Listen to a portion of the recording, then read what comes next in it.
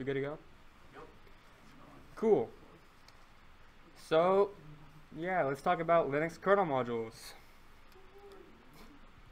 What is a Linux kernel module? So it's basically code that you're going to write and then put in the kernel to extend the functionality of the kernel. It all takes place at ring 0. So, if you look at that graphic, it's the center. There's a divide between ring 0 and ring 3. Ring 3 is where the user space is going to be, so where all your applications are going to be running. So ring 0 takes place in the kernel. It's most privileged. You have control over basically all parts of the computer. You have more control over the hardware. And you can insert it without having to reboot. So, you can just, it's really modular. It's great. This is a typical structure of an LKM. It's all written in C because the Linux kernel is written in C.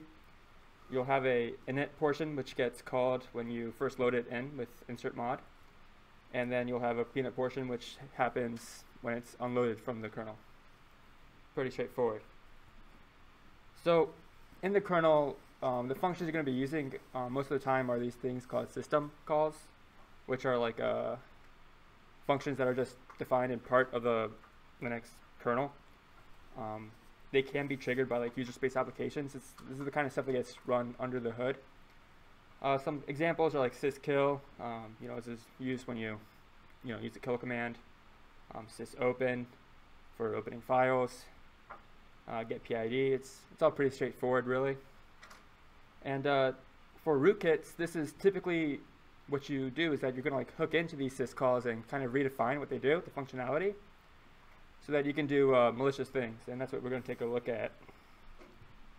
So right now, one of the more popular ways of hooking into these syscalls is to use a tool called Ftrace. Ftrace is kind of like a debugging type tool where you can just kind of go into the kernel and get information and just kind of see what's happening. It's a library. It's native to Linux.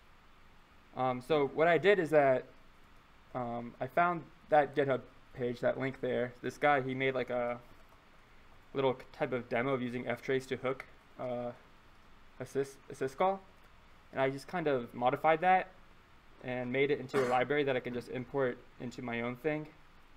And what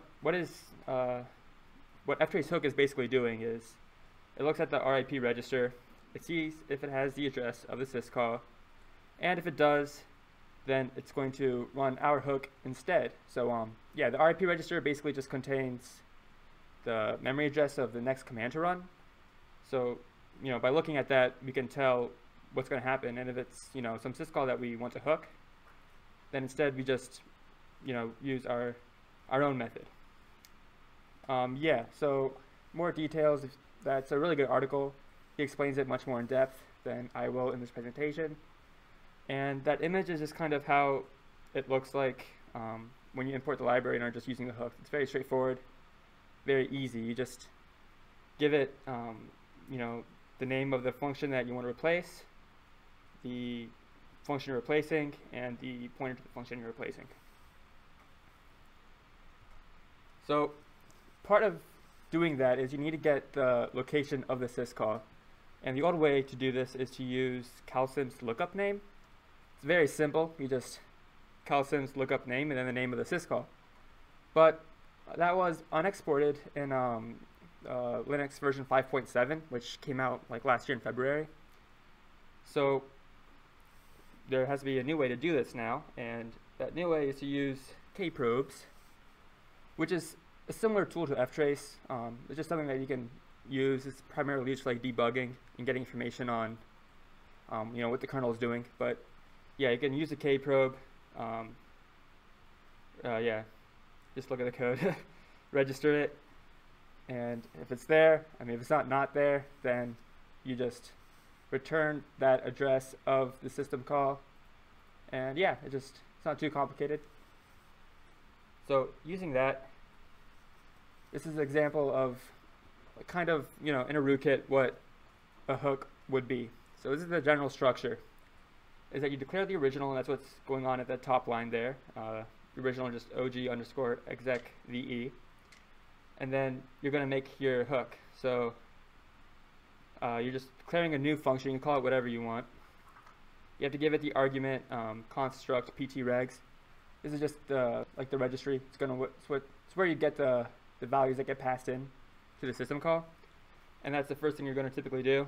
You're going to grab stuff from the registry. So that's what those next two lines are doing. And yeah, so you can see I'm getting the file name from the registry, the DI. And the reason why I know that that's what I need to do is because you look at the bottom of this slide, you'll see that I use this website called the Linux syscall reference, and it tells you where the different arguments being passed in the syscall are, and like where you need to grab them from. So you can see there an RDI is the file name. So that's where I got that from. Same thing for getting the argv parameter. And the next step is you want to move this stuff from user space to kernel space, because there is that divide between the two. And to bridge that gap, you have to use these methods. Like string length user. So yeah, first I declare that variable file name in kernel. This is what we're going to use in the kernel. And then we're just using string length user to to get the length, and then we're string copy from user. That's the method that we're running in order to copy the file name from user space to kernel space so that we can then work with it. So this hook is not doing much. It's just going to print that when the person runs exec, or when the kernel runs exec VE, it'll just, all the hook is going to do is say, yeah, they ran this command. This is just kind of like an example of a really basic hook, the general structure of it that you're going to be using. And then at the end you return the original so that nothing suspicious is going on and it actually works.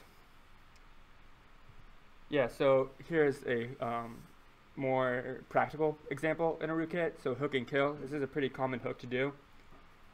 You can hook kill, and then you can see that you're getting the just like before from the registry, you're getting some values. We're getting the process ID and the signal that gets sent along with the kill.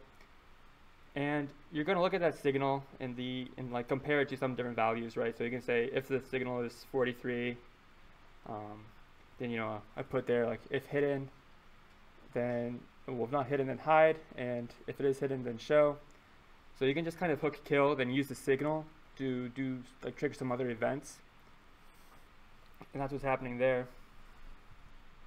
So those hide me and show me commands, right? You can use the kernel module and then just move yourself from the list that the kernel looks to list the kernel modules, and this will effectively hide the LKM. So now the rootkit it's hidden. It's basically not on the system. If you wanted to do rm mod, the name of the kernel module, you wouldn't be able to remove it. It's not there, but it is there. And yeah, and then if you want to show it back, you just add it back to the list. So another fun hook is accept.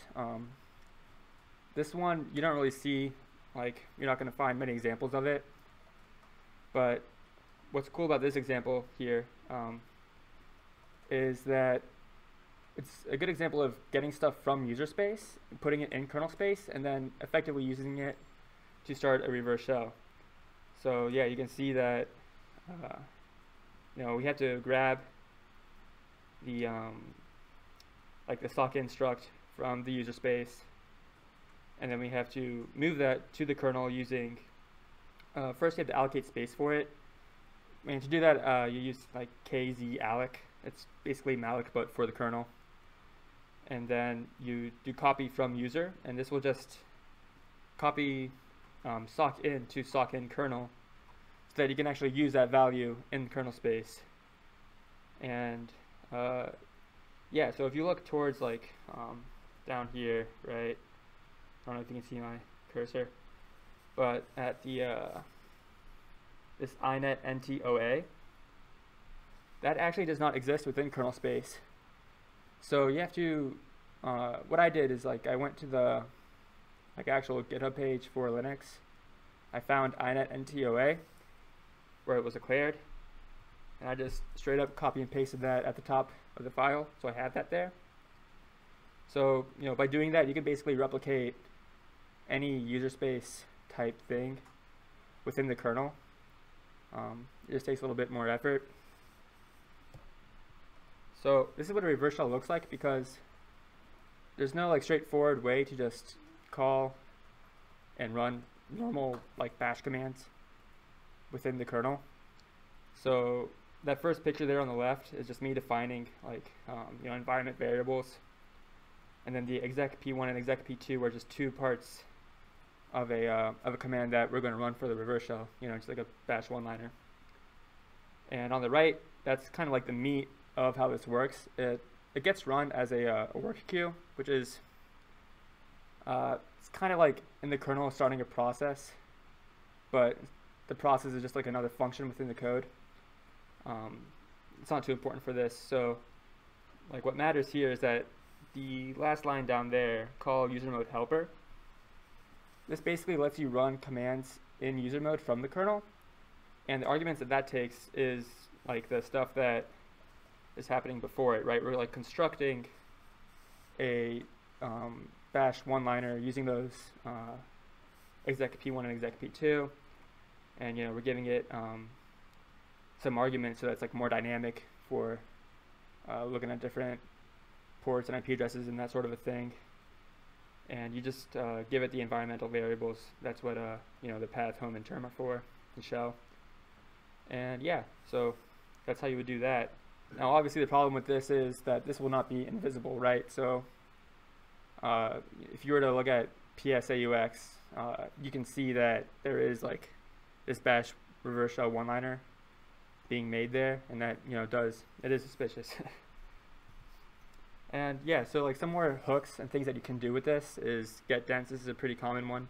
You would hook get dense, and this is like what get dense does is it just lists a bunch of things in a directory, sort of, kind of like ls, but not really.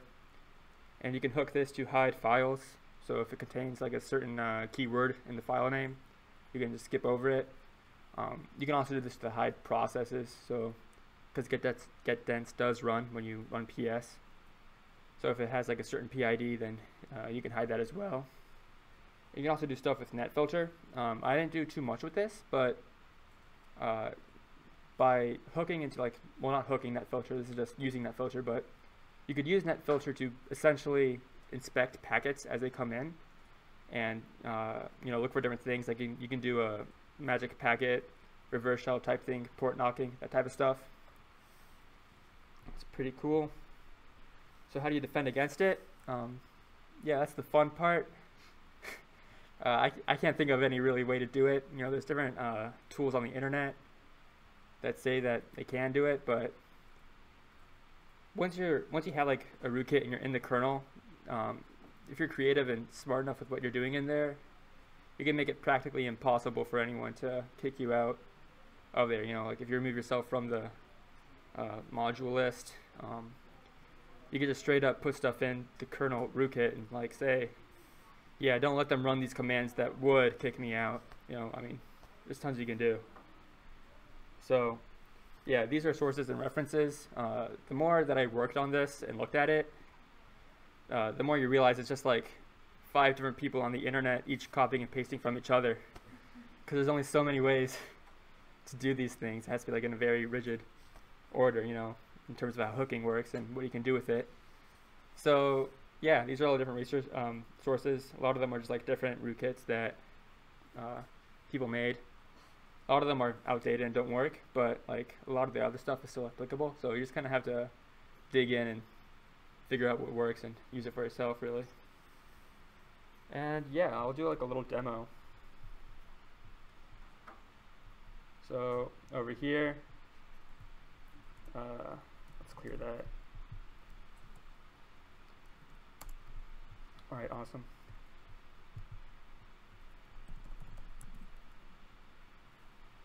So we have an Ubuntu VM, and we have Muad'Dib in here. This is just the name of the rootkit. So you load it with insert mod.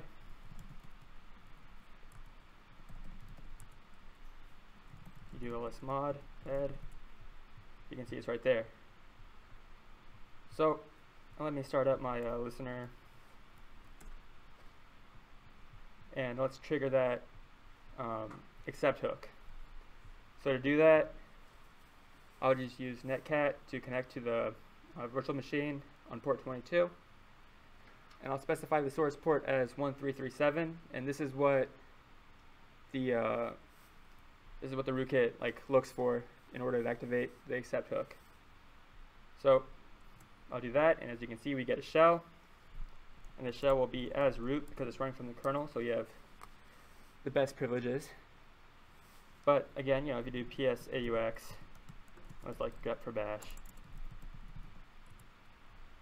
you'll see that this one-liner is indeed running and it's visible, right?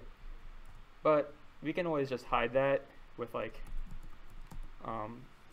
using some more rootkit type stuff. You can hide processes like I mentioned earlier with the getDents hook. So I did that, and I can hide the process.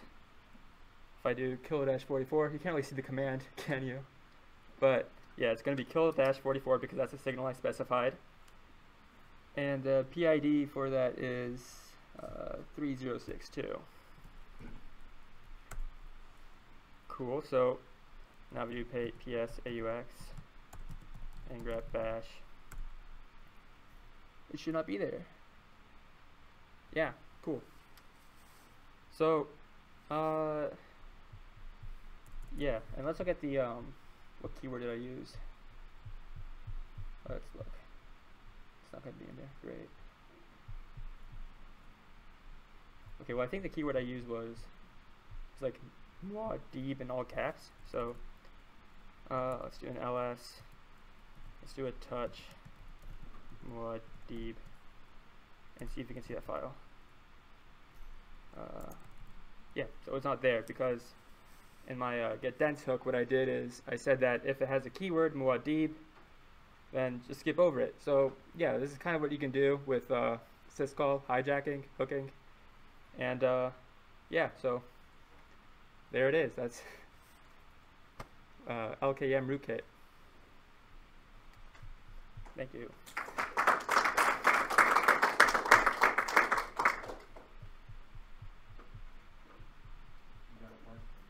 Yeah.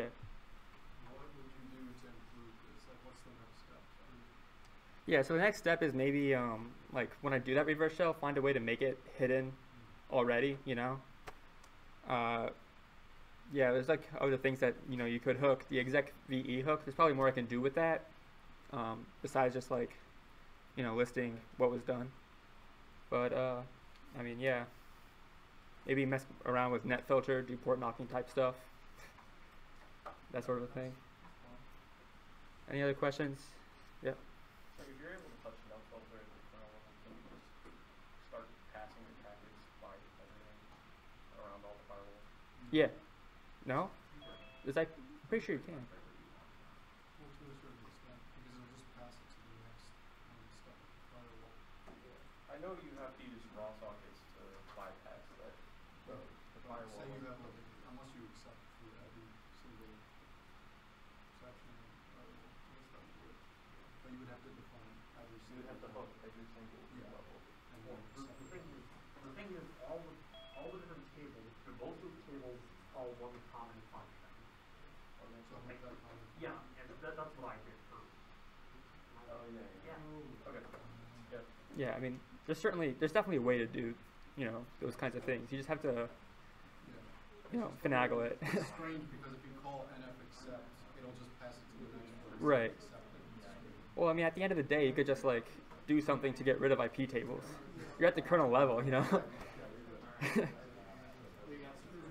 Any other questions? Any questions? No. It wasn't. It's my second, yeah. All right. Thank you.